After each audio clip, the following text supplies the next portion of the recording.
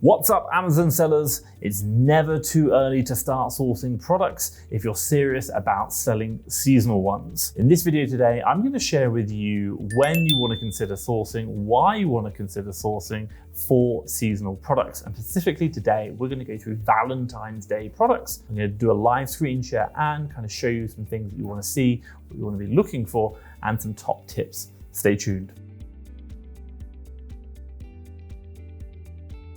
Right, if you don't know who I am, my name is Thomas Parkinson. I've been selling on Amazon now for the last 4 years doing online arbitrage, and in the UK, we recently broke 7 figures. That was last year, check this out. And in the USA, we've just done 6, so check that out. Now, hopefully in the future, I'm gonna be doing another marketplace or opening another marketplace. And if you're interested in learning what I'm learning, what I'm seeing, and obviously how I'm documenting it, and make sure you hit the subscribe button down below. So first things first, why should you be considering sourcing, should we say, deals such as Valentine's Day, these seasonal products? Since Valentine's Day is considered, should we say, as a special occasion in the world, the time we give back to our loved ones, this is a special season on Amazon as well.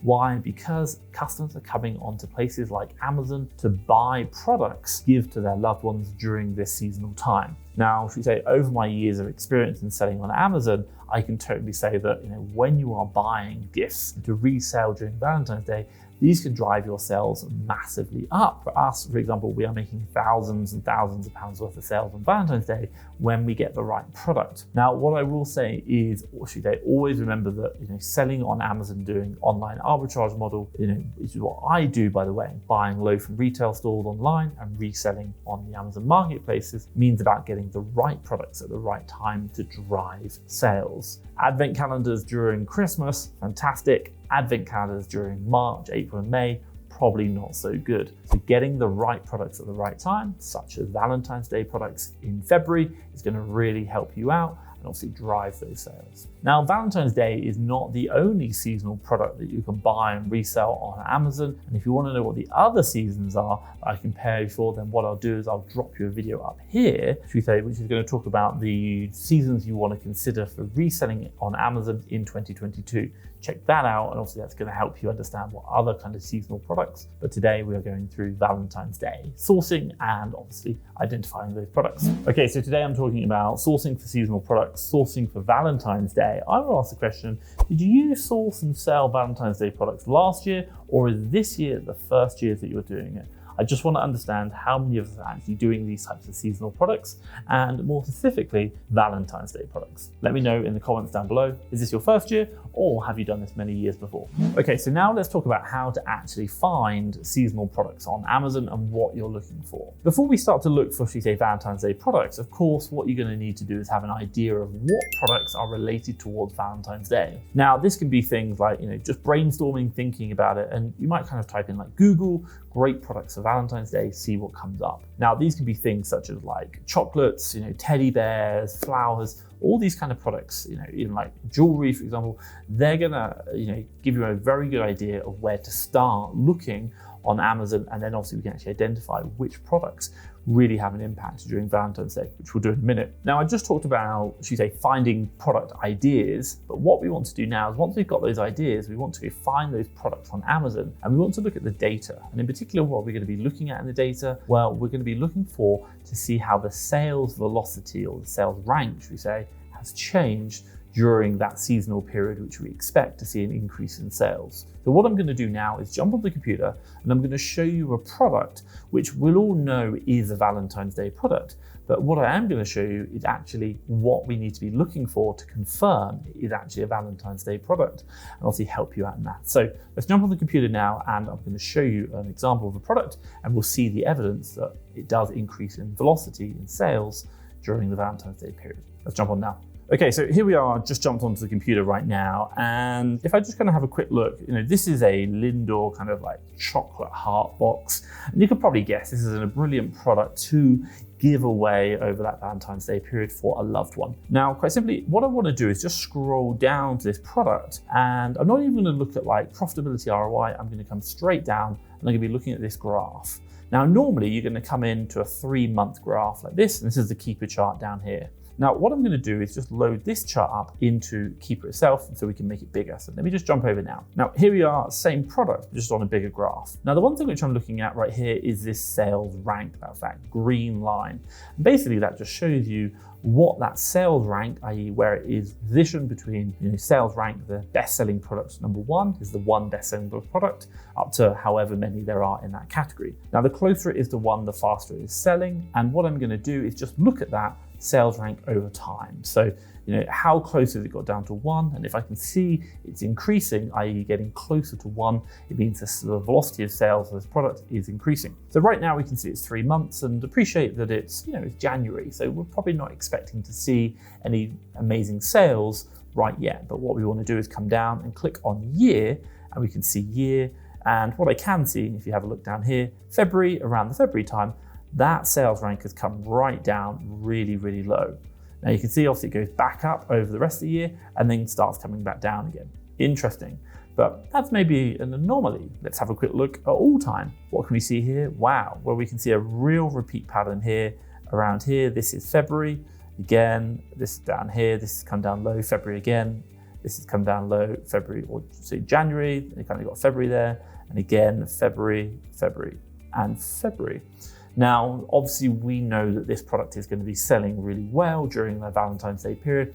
It's very much a love heart chocolates. But the interesting thing you want to think about is what are we seeing in the data?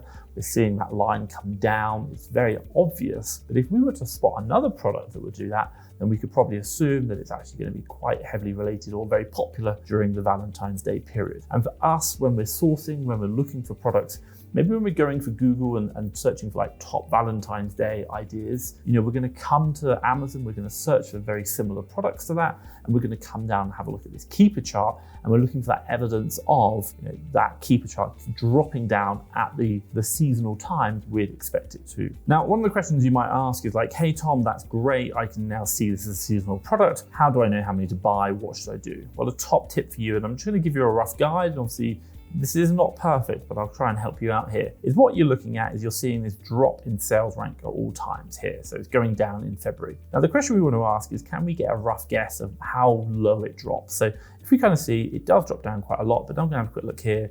You can see the red one, 354. If I have a look here, where does that go down to? 1,000. Again here, I'm not being perfect, 270. Let's call it 500. Average is about 500 sales rank it drops down to. What I want to do now is understand how many items per month are selling for this product. Well, if we come over to the Jungle Scout free sales estimator, what we can do is type in our 500 there. Right now, I'm on the UK marketplace, but you might be on a different one. And also as well, what is the category it's in? If I jump back on, I'm just going to scroll down to the actual product. You can see here, bestseller rank, and it says there grocery. So that's the category. It's always the one with the top 100 in X or something, whatever the something is the category. So let's come back to Jungle Scout. Let's click on grocery, and then let's go down to here, grocery. Fantastic. And let's click estimate sales. Now what it's going to do is it's going to give us an estimation of how many of this product is selling within 1 month. Now the thing you've got to just consider is that unfortunately this probably isn't going for a whole month. So it's going to just zoom in and get a really good feel for how long it is actually at roughly that level. But actually it's pretty low for a very good period of time. That's a really good sales rank, really low sales rank for like the whole of January, pretty much all of Feb, and a bit half of March.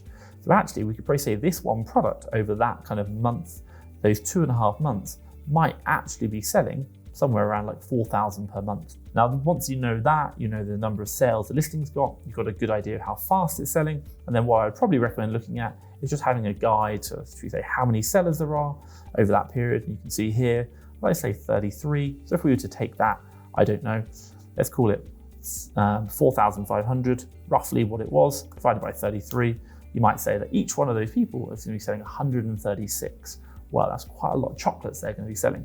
That's a very, very rough guide, not perfect, but it will give you a good starting place to think about in regards to how many you should be buying once you identify the seasonal products. Okay, so today we're talking about seasonal products, looking for like Valentine's Day products. And trust me, these are really helpful. They help you understand or should have great opportunities to buy. And a lot of sellers do actually stay away from these. Now, the reason why you're probably looking at seasonal products is because you are looking for products to buy low to resell high. And you know what, as much as we talk about it on YouTube, it's actually harder than a lot of the YouTube videos make it look like. Now, the one thing which I will say is it does take time to find deals, to find leads. And if you are interested in obviously improving your Amazon business, scaling up, making more revenue, more sales, you need more leads. And if you are struggling for leads and value your time, do check out FastTrackFBA Leads. This is a service I created whereby we've got a team of sourcers sourcing in the US and the UK 7 days a week. Now, quite simply, what are they doing? They are finding all the deals through all the online retailers and they're putting them onto our web platform.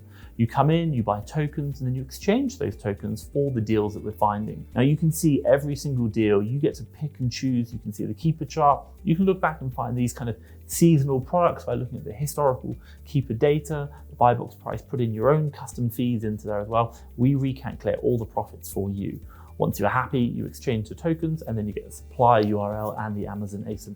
It's completely game changing. No one does anything like this. And this time you are in control of the leads you are getting. We limit the leads per customer and so many people are loving it and it's changing their Amazon business. If you want to see more, check out the link below.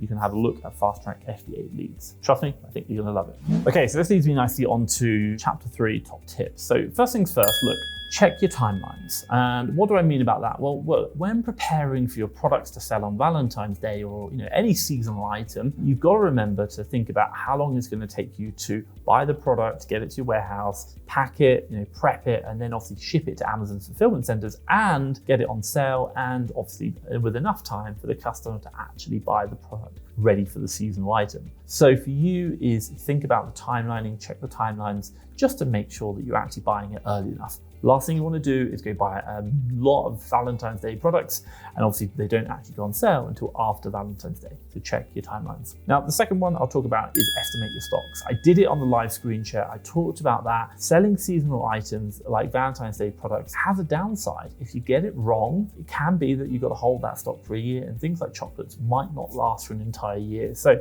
you've got to estimate those stocks right. You've got to be purchasing the right amount, and kind of just making sure that you're not going to be left with a surplus after that date. Why? Because that could potentially ruin all the profit you just made from everything you sold. Now, top tip for you, if you are looking about, clearing, wanting to manage that stock, monitor the amount of stock you've got up to the date, and then obviously clear your price, get your price reduced down so that you're actually selling those products through before the end of the seasonal time. Now, how do you do this? Well, a top tip about, repricing, getting your prices of products on sale is about using a repricer. Now, if you want to know more about what repricer I use in my Amazon business, and what I'll do is I'll leave a video up here that's going to help you understand about repricing and the repricing tools, and obviously what tool I'm using in my Amazon business. Now, what I will say is that, selling on Amazon in Valentine's Day does require a lot of preparation, and especially in sourcing. And if you want to discover strategies that you can use to,